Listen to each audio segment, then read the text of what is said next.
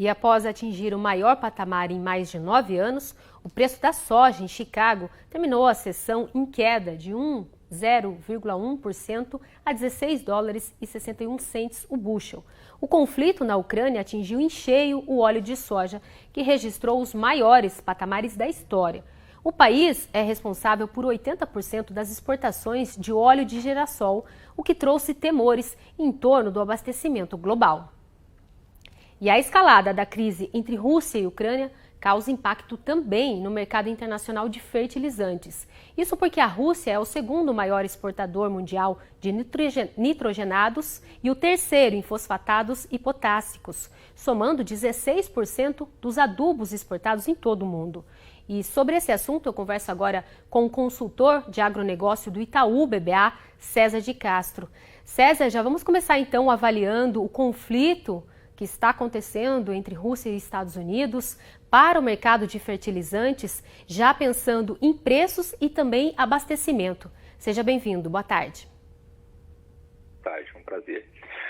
Acho que essa é a questão mesmo, né? Se a Rússia sendo um peso pesado aí da produção de fertilizantes e um dos importantes, né, fornecedores nossos, principalmente de potássio, a dúvida é se as sanções atingirão, né, esse fluxo, né? Ou seja, se nós teremos dificuldade de importar fertilizantes da região. Então, isso ainda não tá claro, né? Aparentemente, as sanções elas estão mais direcionadas, mas se houver uma extensão disso para o mundo todo e nós tivermos alguma dificuldade aqui para fazer essa importação, eu acho que é bem preocupante. Então, não dá para dizer, em princípio, em risco de abastecimento, mas claramente isso aumentou. E o risco também de novas altas de preço, né, também fica presente nessa história. Vale dizer que a Europa também, que é um importante produtor de fertilizantes, ela depende de gás natural russo para essa produção. Então, caso a Rússia interrompa o fornecimento de gás, a gente pode ter problema também na produção europeia de fertilizantes e aí as coisas se contaminam. Então, assim, grosso modo, eu acho que o episódio todo ele coloca mais preocupação, um viés de alta nos preços, né? A ureia tinha caído nesse começo de ano, pode ter uma reversão, ela é muito associada ao petróleo e a incerteza é enorme nesse momento.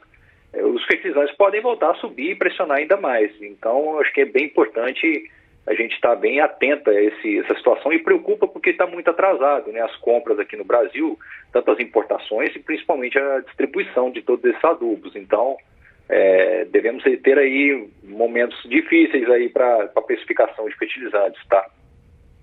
César, você trouxe então já nessa possibilidade, né, de comprometimento no abastecimento de fertilizantes e também já incluindo aí a ureia e já uma projeção de talvez um possível cenário de alta nos preços. A gente já vinha com esse radar, né, por conta de outros fatores, inclusive a própria crise energética da China e também algumas negociações com a Rússia, mas não dá para prever valores, mas o que você acredita em relação a esses preços? Você acha que mais a médio prazo, como é que fica? Eu acho que eles têm um viés de alta, né? É difícil dizer quanto e vai depender, obviamente, dessas questões das sanções. A Rússia ela é muito relevante, ela, a Bielorrússia e o Canadá no potássio. E é um nutriente que a gente depende fortemente de importações aqui, né? Até mais do que os fosfatados e os nitrogenados. Fosfatados e nitrogenados, a gente tem outros fornecedores, né, no mundo, são poucos, mas existem opções, mas no potássio preocupa muito. Então eu acho que tem sim um viés para cima. E a ureia também, apesar da queda recente, ela, dado o quadro de energia, né, e petróleo, ela tende a voltar a subir. Acho que essa é a expectativa que a gente tem mais para curto prazo. É difícil, muito difícil ponderar isso no médio prazo, né?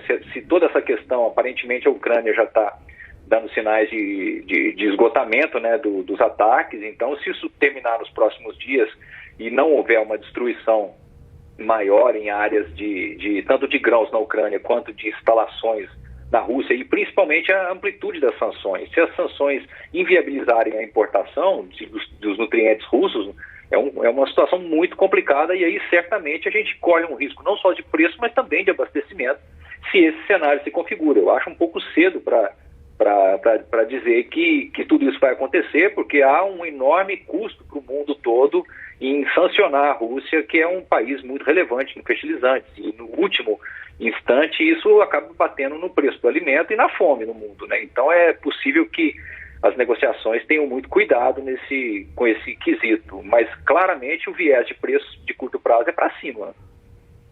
Tá certo. E agora vamos incluir o trigo na nossa conversa rapidamente. Eu queria que você avaliasse para a gente, porque algumas empresas agrícolas já anunciaram a paralisação das atividades na Ucrânia.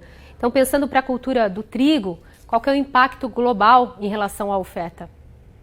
É muito grande. O trigo até a Rússia é mais relevante do que a Ucrânia, mas a Ucrânia ela vai ter, o trigo ele está plantado, mas está sob o gelo, né, está dormente, e ele vai começar a voltar, né, a partir de abril, maio, ele deveria voltar para o seu curso, né, de desenvolvimento. Então é muito importante que as áreas de ataque não atinjam os campos de produção da Ucrânia, e principalmente os portos também, né, e a logística interna, para que não tenha obstrução desse fluxo. O quadro de trigo e de milho, de certa forma, ele é bastante apertado no mundo todo. E o que coloca uma grande atenção sobre a disponibilidade desse preço, né, do trigo. E se o trigo sobe, ele acaba levando também o milho junto e até a soja, porque eles competem entre si na formulação das rações, né, animais. O trigo é muito usado na Europa nas rações, principalmente, e o trigo e o milho e a soja, eles disputam área nos Estados Unidos. Então, um problema em uma commodity acabaria reverberando em outras. Então, é importante que a produção ucraniana ela consiga se desenvolver, né? É algo que não é para a próxima semana, mas acho que a grande questão é essa. Tá certo. Obrigada, César, pela sua contribuição aqui com a gente no Mercado e Companhia. Boa tarde. Obrigado, boa tarde.